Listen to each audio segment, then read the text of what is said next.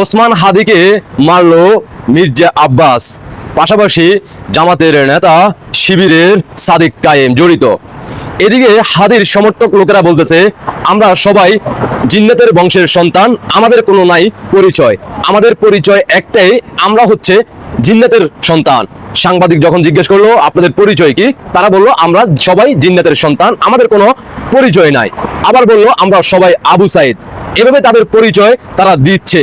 কথা হচ্ছে ভাই নিজে বলতেছে মির্জা আব্বাস থেকে শুরু করে যারা এখন গুলি করতেছে তাদেরকে হুঁশিয়ার করে বলতেছে, কিন্তু আওয়ামী লীগকে উফারি দেওয়া হচ্ছে, মানে আওয়ামী লীগের মতো এই করবো সেই করবো। ভাইদের মানসিকভাবে চিকিৎসার প্রয়োজন আছে। ভাই নিজে বলতেছে হাদি হচ্ছে আমার আপন ভাই, আপনাদের ভাই হইতে পারে কিন্তু হাদি হয়েছে আমার আপন ভাই। কিন্তু আবার সে নিজে বলতেছে আমাদের কোনো পরিচয় নাই, আমরা সবাই এখানে জিন্নাতের বংশের সন্তান। আমি কোন বিষয় নিয়ে টপিকে কথা বলবো সেটা আমি নিজেও জানি না। দেখতে থাকুন আর দ্রুত দেশবাসীকে দেখার সুযোগ করে দিবেন, কারণ সিরা মিরা ফেলাইছে কানের এখান দিয়ে দুইটা ওইখান নাকি বাইর হয়ে গেছে। দেখতে থাকুন। আরে আওয়ামী লীগ হওয়ার চেষ্টা করবি না, আরে আওয়ামী লীগ হওয়ার চেষ্টা করবি তোর ছত্রে ধইরা একেবারে রাজপথে ফাঁসি দিব বাচ্চারা। আমার বাইরে গুলি করে সাহস হয় কেমনে? আমার ভাই জীবনে দল নেওয়া যায় না। গতবার 5ই ডিসেম্বর শাহজাহানপুর গেছে, আমি বলছি ভাই একা যায় না ভাই, ওরা তো মির্জা আব্বাসের এলাকা, আপনারা তো ভাই মারবো। আমি যে জায়গায় যাবো 50 জন আমার লাগে আইবো, তোর কেউ লাগবো না। আমার ভাই এত সাহসী, আমার ভাইয়ের জানের মায়া নাই। উনি তো বলে গেছে যে এক দেশে এক ওসমান হাদি আছে, আরো আইবো। আমার ঘরে মারলে কিছু হইব না, কিন্তু আমার ঘরে বাড়ি মারবো কি লেগা? সত্য কথা বলা কি দোষ?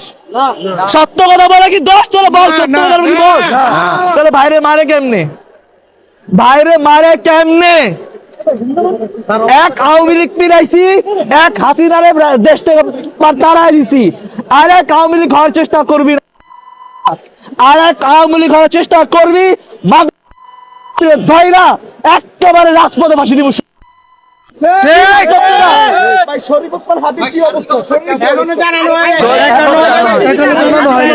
ভাই একটু চুপ করেন, চুপ করেন, বলতে দেন। আমার ভাইরে এখানে গুলি করছে, ভাইরে মাথায় গুলি করার কথা, আল্লাহর রহমত যে ভাইরে গালের নিচে গুলি করছে, কিন্তু গুলিটা তার কান দিয়ে ভিতরে ঢুকছে। ভাইয়ের জন্য বি নেগেটিভ রক্ত লাগবে অন্তত 4 ব্যাগ। আমরা 2 জন মানুষ হয়তো পাইছি, আমাদের আরো রক্ত লাগবে। আপনাদের কাছে হাত জোর করে বলি, ভাইরে মরতে দিয়েন না, ভাইরে মরতে দিয়েন না, ভাইরে কিছু হইতে দিয়েন না।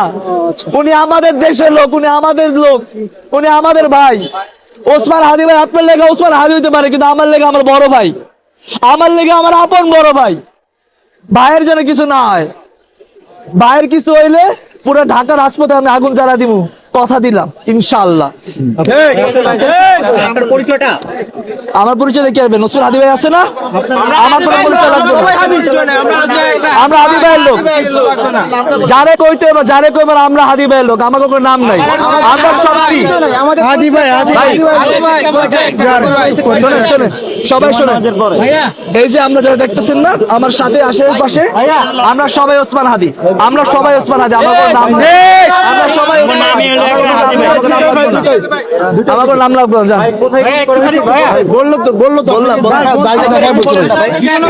কি দেখলেন তো, তাদের কথার মধ্যে আপনারা উত্তরও পাইছেন, প্রশ্ন করার প্রয়োজন মনে হয় না, কারণ তারা নিজেরাই উত্তর দেয়, নিজেরাই প্রশ্ন করে, আমাদেরকে কিছু বলতে হয় না। আমরা শুধু উপর থেকে জয় বাংলা সৈনিকেরা, 71 সৈনিকেরা, মুক্তিযুদ্ধ সৈনিকেরা দেখতে আসি কে কারে সিরামিরা ফেলাইতে আছে।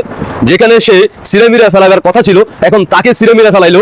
তার ভাই নিজে আবার পরিচয় দিতে চায় না, কারণ তারা নিজেরাই বলতেছে আমরা সবাই জিন্নাতের সন্তান। আবার সে নিজেও বলতেছে সে আমার আপন ভাই, বড় ভাই। আশা করি বুঝতে পারেন। ইনকলাব মঞ্চ যারা জড়িত আছেন সবার জন্য শুভকামনা রইল, আপনারা এগিয়ে যান। হাদির এই ঘটনা আমরা তীব্র প্রতিবাদ ও নিন্দা জানাই। মির্জা আব্বাসের বাসায় ঘেরাও করেন, সেখানে আগুন ধরিয়ে দেন, তাহলে আপনারা আসল তথ্য পেয়ে যাবেন। আশা করি বুঝতে পারছেন। দেশবাসীকে দেখার সুযোগ করে দিবেন, আপনাদের মতামত অবশ্যই জানিয়ে যাবেন। কারণ কেউ মারা গেলে, কেউ অসুস্থ হলে, কেউ গুলিবিদ্ধ হলে আলহামদুলিল্লাহ বলতে হয় না ইন্না লিল্লাহি পড়তে হয়। পুরনো ইতিহাস আপনারা জানেন ভালো করে, সেটার অভিজ্ঞতা থেকে আপনারা জানাতে পারেন আপনাদের ব্যক্তিগত মতামত। আল্লাহ হাফেজ।